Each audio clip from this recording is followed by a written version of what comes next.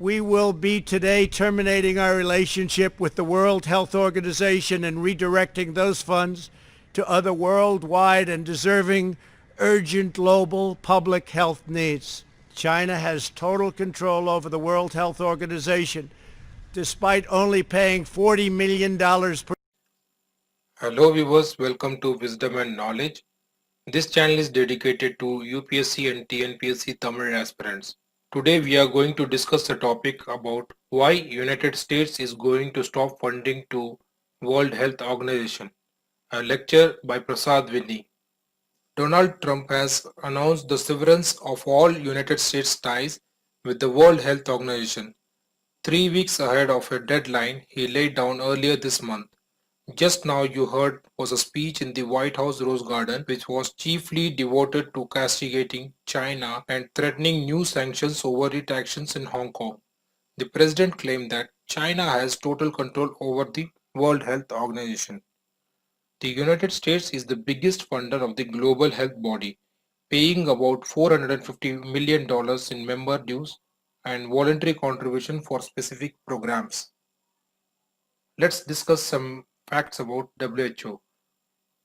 World Health Organization came into existence on 7th April 1948. This date is celebrated as World Health Day every year. Its headquarters is situated in Geneva, Switzerland, and Tedros Adhanom Ghebreyesus is Director General of WHO. He is the first non-physician and African in its role. 7,000 employees in 150 country offices and 6 regional offices. How is WHO governed? The World Health Assembly consists of delegates from all member countries and determine the policies of the organization. The executive board is composed of members technically qualified in health and gives effect to decisions and policies of the Health Assembly. Its core function is to direct and coordinate international health work through collaboration. WHO partners with countries, the United Nations system, international organizations, civil society, foundations, academia and research institutes. The contingency fund of the emergencies allows WHO to respond rapidly to disease outbreaks and health emergencies. The CFE is not earmarked, giving WHO the crucial flexibilities. It needs to act quickly in response to disease outbreaks, natural disaster and humanitarian emergencies. Why USA stopped the funding of the WHO? In earlier developments on 28 Jan, Tedros praised the efforts put by the Chinese President Xi Jinping to fight the coronavirus, which was criticized by many countries including USA.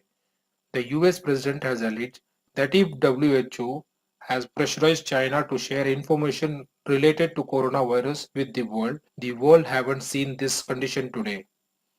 Mr. Trump said that when WHO is not successfully in its objective and the United States is not benefited by its functioning, then why should we give the financial assistance of 400 to 500 US million dollar every year? Criticizing this US move, United Nations Secretary General Antonio Guterres said, now it's not the time to cut the funds of the WHO.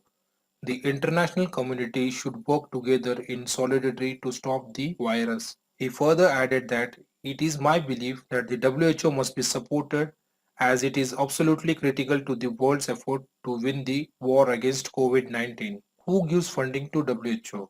The World Health Organization receives fund in two ways. One is assessed contribution, the second one is voluntary contribution.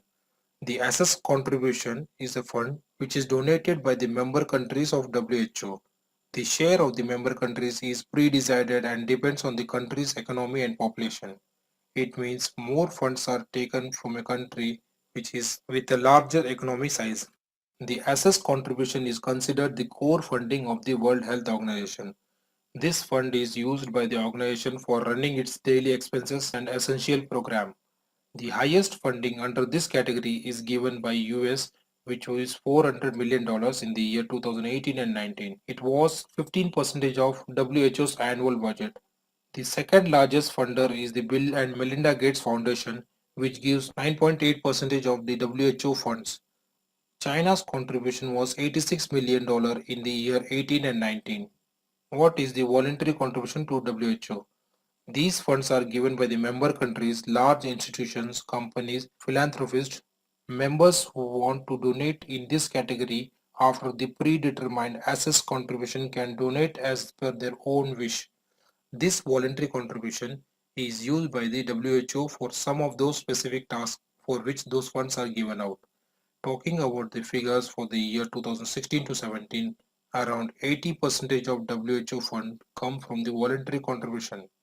Bill Gates and Melinda Gates Foundation contributed the most to the voluntary contribution fund in financial year 2018 and 19, which was 45% of the total fund, followed by Germany 12%, UK 7%, Japan and Republic of Korea 6% respectively.